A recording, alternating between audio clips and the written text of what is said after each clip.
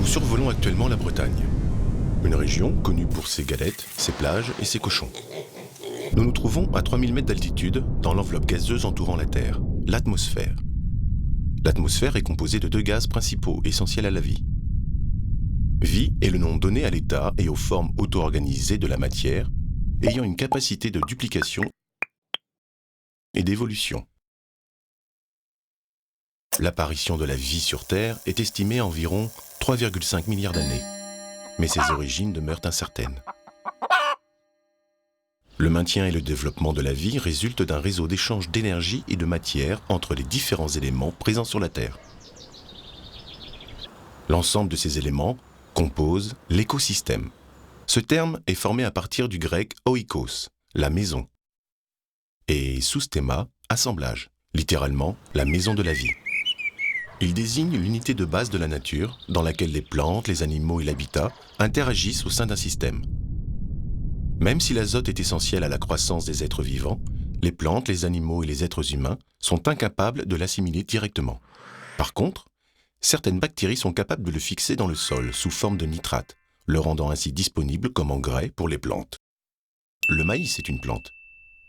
Il fut introduit en Europe par Christophe Colomb, après son retour d'Amérique à la fin du XVe siècle, où il constituait la base de l'alimentation des Amérindiens.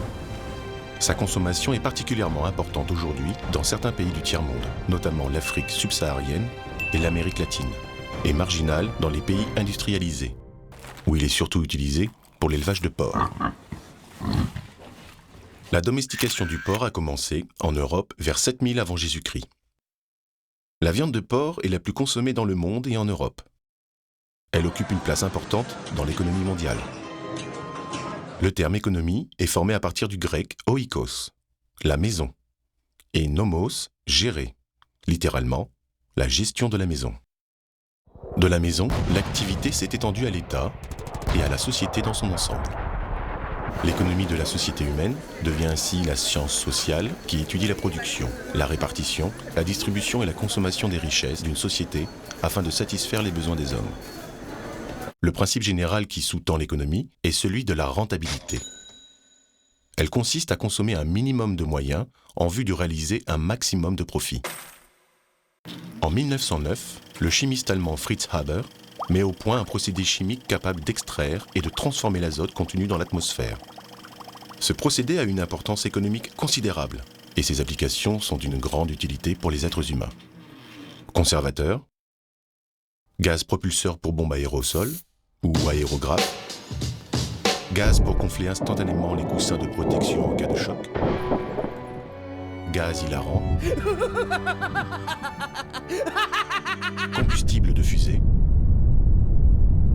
explosif, comme la dynamite, la nitroglycérine ou encore la poudre à canon.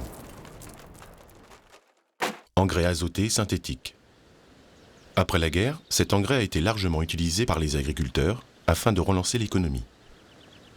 La phase de fixation de l'azote dans le sol par les bactéries n'est désormais plus nécessaire, l'engrais étant lui-même abondamment chargé de nitrate. Le cycle de croissance de la plante est ainsi réduit et la production ne connaît plus d'interruption.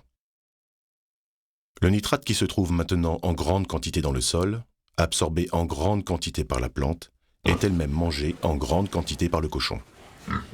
Sur 100 kg de nitrate absorbés par le cochon, 50 à 70 kg sont rejetés dans le lisier. Dans les bâtiments d'élevage, certaines parties du sol sont constituées d'un plancher en béton, comportant des ouvertures situées au-dessus d'une fosse ou d'un canal à lisier. Ils permettent l'évacuation et le stockage du lisier vers la fosse à lisier. Ce lisier, riche en nitrate, est répandu sur les sols pour servir d'engrais. L'importation d'engrais azotés synthétiques, combinée à l'épandage du lisier sur un territoire limité, provoque un excédent de nitrate dans le sol. Le nitrate est particulièrement soluble dans l'eau. Il s'infiltre dans la nappe phréatique, est transporté par les rivières et se retrouve en masse sur les côtes.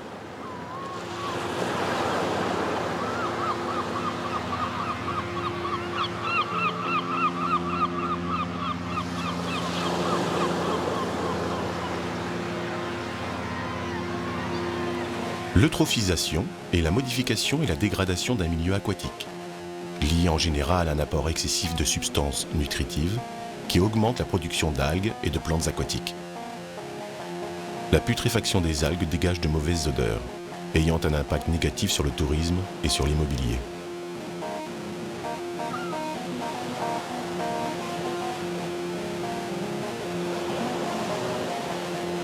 Le ramassage par les pouvoirs publics de ces algues est très coûteux et entraîne un prélèvement important de sable.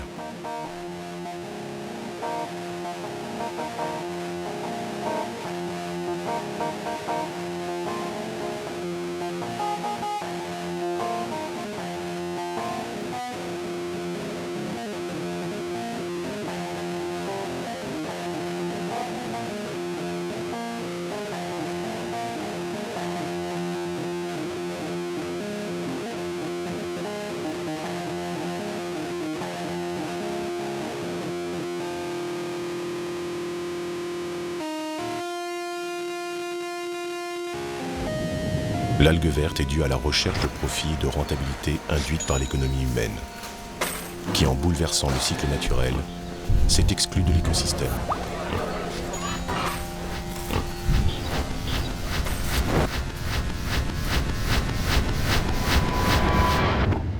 Nous survolons actuellement la Bretagne.